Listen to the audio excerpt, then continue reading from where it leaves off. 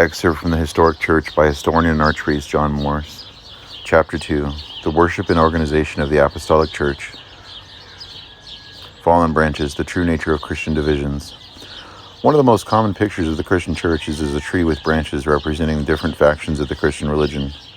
This is a useful picture because every Christian denomination comes out of another group of believers. The members of the Church of England left the Roman Catholic Church. The Methodists and Baptists broke off from the Church of England. However, this image is also misleading because it oversimplifies the gravity of the division between various Christian groups. A more accurate diagram using a tree to designate the various branches of Christianity would have apples on one branch, pears on another, peaches on another, and so on. Each of these is a fruit, as every group of Christians professes allegiance to Christ. But each is a different fruit because each Christian organization follows beliefs and practices that are very different from those practiced by other Christians.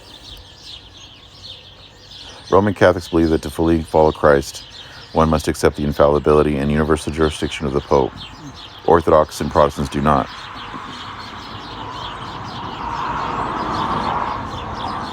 Presbyterians baptize infants, but Baptists baptize only those who have reached the, quote, age of accountability. The list of differences between the various groups of Christians is endless. Therefore, just as an apple is different from a peach, a Baptist is different from an Orthodox Christian. Since the Enlightenment swept through Europe in the 18th century, the divisions between followers of Christ have become even greater than before. At one time, all Christians recognized the authority of Holy Scriptures. However, since the victory of the cult of reason in the West, many Christians have cast aside the authority of the sacred text in order to build new theologies they consider more compatible with modern thought. More recently, the victory of feminism and gay liberation in fashionable circles has shattered whatever common belief still existed among those who call themselves Christians. Once all Christians, regardless of whether they were Orthodox, Catholic, or Protestant, considered abortion the destruction of a living human being and taught that homosexual acts were morally wrong. That is no longer the case. Since the victories of women's liberation, several mainline Protestant groups have yielded to the so-called pro-choice movement and no longer condemn abortion. Equally disturbing is the fact that some groups that call themselves Christians now ignore the clear teaching of the Holy Scriptures that homosexual acts are sinful. Today, some groups that consider themselves Christians bless same-sex marriages and ordain openly practicing gay and lesbian clergy. Because of these and other differences, Christian groups are as different as apples are from pears or from peaches. Because of these differences, a more accurate drawing of the various groups that make up the Christian world would show a forest instead of a tree, or one tree. One mother tree representing the Apostolic Church would stand at the center of a group of trees which represent groups that grew from the branches that broke off from the Apostolic Church, and others that broke off from one of the other trees. An Orthodox version of the forest would show the modern autocephalous or independent Orthodox churches as branches of the ancient Apostolic Church. The Orthodox illustration would show the Roman Catholic Church as a larger but also different tree that grew from a branch that broke off from the Apostolic Church. Other trees near the Roman Catholic tree would represent various Protestant groups that broke from Rome or from other Protestant groups. On the ground of the forest would be dead branches that would represent the heresies that flourished for a time and then died as the faithful rejected their teachings. The Apostolic Fathers. Fortunately, it is possible to draw a very accurate picture of how the tree that symbolizes the historic church should look. Through historical research, it is possible to discover how it governed its affairs, what it believed, and how it worshipped. Several authors from the earliest Christian period provide a great deal of information about the beliefs and practices of the church following the death of St. John, the last apostle, sometime toward the end of the 1st century. Because they wrote shortly after the death of the apostles, historians call the first Christian theologians the Apostolic Fathers. The most important Apostolic Fathers were St. Clement and St. Ignatius of Antioch. St. Clement, the third bishop of Rome, wrote an important letter to the church at Corinth in about 80 AD. St. Ignatius, the third bishop of Antioch, wrote a series of letters to various churches as he traveled to martyrdom in Rome in about 110 AD. The apologist. Toward the middle of the 2nd century, another group of theologians, usually called apologists, defended Christianity from the combined attacks of Roman officials and pagan philosophers. St. Justin the Martyr, the greatest apologist, was born in Palestine in about 100 AD. He studied philosophy before he became a Christian. He eventually arrived in Rome, where he founded a school of philosophy and died for the faith in about 165 AD.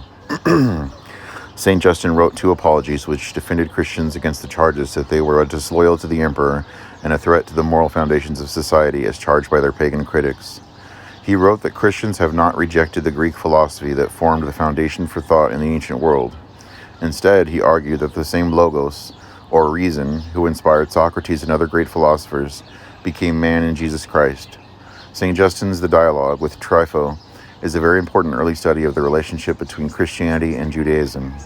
In this account of a discussion between the author and a Jew named Trypho, he shows that Christ is the fulfillment of the law and the prophets. From this, he concluded that the Church is the new Israel, and the Christian people the true heirs to the promises God made to Abraham and his descendants. Although St. Justin held no official position in the Church, other theologians of the period were leaders in the Christian community. Toward the end of the 2nd century, St. Irenaeus wrote Against Heresies, one of the first systematic presentations of Christian doctrine. Born in Asia Minor in the early 2nd century, Irenaeus traveled to Gaul, what is now called France, where he became the Bishop of Lyon and died a martyr's death around 200 AD. St. Hippolytus was a priest in Rome. Because he considered Pope Callistus too lax, he became the bishop of a schismatic group. However, he was reconciled to the legitimate bishop of Rome before his martyrdom in 235 AD. He was also the last significant Roman theologian to write in Greek. The School of Alexandria. At about the same time as the death of St. Hippolytus, a very important school of theology grew up around the catechetical school of the Church of Alexandria. Alexandria had long been the scene of great intellectual activity. It was the home of the largest library in the ancient world. Before Christ, Philo, a Jewish philosopher, used Greek philosophy to study the Holy Scriptures. He considered many of the biblical stories allegories, which illustrate a deeper truth than a literal reading of the text provides. Philo also developed the concept of the Logos, or Word, who is the intermediary between God and his creation. Philo had great influence on early Christian thinking and may have inspired the Apostle John to use the term Word, or Logos, to describe the second person of the Holy Trinity. Alexandrian theologians emphasized the divinity of Christ. They considered deification, or becoming like God through intimate communion with God through his grace, the ultimate meaning of salvation. They followed the example of Philo by seeking the deeper meaning behind the events in the Scriptures. Thus, they treated many incidents described in the sacred texts as allegories. The allegorical method of biblical interpretation led to the development of the typological method of biblical interpretation. Those using typology do not deny the historical events of the Old Testament. However, they seek to look beyond the literal text to find a deeper meaning fulfilled through Christ. Early Christian scholars developed a typological method from the treatment of the Old Testament and several New Testament texts. For example, Christ used the example of the serpent lifted up on Moses' staff to illustrate how he would save humanity from sin and death by being lifted up on the cross. Christ also compared the 3 days that Jonah spent in the belly of the great fish to the 3 days that he would spend in the tomb. St. Paul called Adam a type of Christ, who is the second Adam. St. Peter described Noah's Ark as an antitype of baptism. Thus, the roots of the typological method are found in the New Testament. Pantanius was the first known leader of the School of Alexandria. However, Titus Flavius Clemens, or Clement of Alexandria, was its best-known early teacher. Born in about 150 AD of pagan parents, Clement became the head of the School of Alexandria in about 200 AD after the death of Pantanius. His works show the influence of Philo, for he also used the concepts of Greek philosophy in his effort to express the Christian gospel. Clement chiefly dealt with the ethical issues. However, he also stressed the concept of the divine Logos, already found in Philo and the Gospel of St. John. Clement taught that the Logos, who created the universe, is the manifestation of God in the Old Testament, which became incarnate in Christ. By assuming human nature through the incarnation, Christ makes possible the deification of humans to become by grace what God is by nature. This teaching is still the foundation of the Orthodox understanding of salvation, which considers salvation the transformation of the believer through the grace of God, and refuses to limit God's saving acts to legalistic categories related solely to the forgiveness of sins. Clement also believed that just as there is only one true God, there is only one true church, the Catholic Church. Origen. Although Clement was very influential, Origenes Adamantios, or Origen, was the greatest theologian of the School of Alexandria. Indeed, Origen, who died in about 254 AD, was one of the most influential Christian scholars in the era before Constantine. He probably produced more works than any other early Christian writer. He was born in Alexandria in about 185 AD. He was so devout that his mother hid his clothes to prevent him from joining his father, who died for the faith during the persecution of Severus in 202 AD. Because of his great learning, he became the most influential teacher and perhaps leader of the famous school of Alexandria in about 202 AD.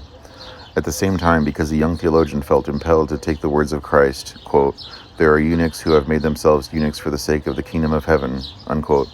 Literally, he emasculated himself. Because self-mutilation made him ineligible for ordination, Demetrius, the bishop of Alexandria, and his ecclesiastical superior refused to ordain him. After Origen persuaded Bishop Alexander of Jerusalem to elevate him to holy orders, Demetrius called a council that excommunicated the wayward teacher. Origen then fled to Caesarea in Palestine, where he founded his own school. He died in Tyre, sorry I pronounced that wrong, in 253 AD. Because of his massive output, Origen was one of the most influential and controversial early Christian theologians. His hexapla broke new ground in biblical scholarship by attempting to identify the most correct text of the Old Testament through a comparison of 6 different versions of the sacred text. Origen also wrote a defense of the Christian faith in response to Celsus, a pagan philosopher, called Contra Celsum, against Celsus, and a study of Christian beliefs called De Principiis, First Principles. Finally, the collection of his works includes sermons and commentaries on several books of the New Testament. Origen's writings show the influence of Clement and those who went before him in the School of Alexandria. Origen expanded the allegorical method of a biblical interpretation to include 3 levels of understanding of the sacred text: the historical or literal meaning of the text, the first one; 2, the moral meaning of the passage, which shows the ethical teachings behind the text; and 3, the spiritual or mystical meaning of the text, which tells of salvation. Origen was not merely an academic theologian, but a mystic whose writings on union with God provide a valuable insight on early Christian spirituality. His study of prayer is one of the most important early Christian works on the subject. According to the Alexandrian theologian, the purpose of prayer is not to ask God for divine favor, but to participate in the life of God. Origen taught that frequent prayer sanctifies believers and unites them to God. Prayer also helps a Christian to avoid sin. This great theologian made a distinction between the image and likeness of God. According to him, the image is the intellect, free will, and the other godlike qualities that separate humans from animals. The likeness, however, is the potential to grow to union with God. Origen taught that this growth consisted of several steps or stages. 1. Self-knowledge, through which one discovers what is lacking and what is needed for spiritual growth. 2. Struggle against sin and temptation, during which the believer fights against Satan and his agents, and ascends higher and higher in the spiritual life. 3. Union with Christ, which is the last stage of the spiritual life. Origen's definition of salvation as growth into union with God, or deification, has become standard in the Orthodox Church. Because he relied too much on human reason, Origen developed some ideas that the Church later condemned as heretical. He so emphasized the unique oneness of God that he left little place for the equality of the Son with the Father. This laid a foundation for the development of Arianism, a heresy that threatened the very existence of the Church during the 4th century. The great Alexandrian thinker also believed that the soul existed in heaven before the creation of the body. He did not, however, as some New Agers claim, teach reincarnation.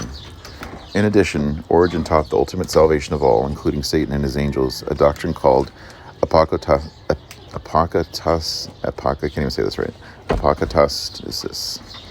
In 553 AD, the Second Council of Constantinople, the Fifth Ecumenical Council, condemned belief in the pre-existence of souls and universal salvation as heretical.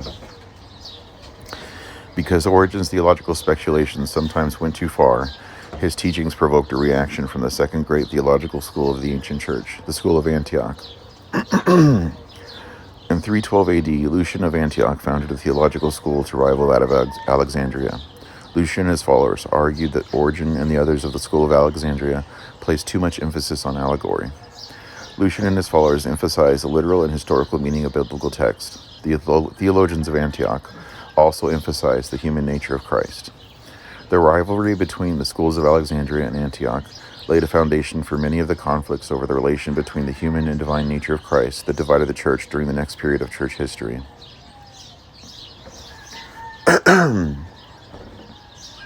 Tertullian and the beginning of Western theology.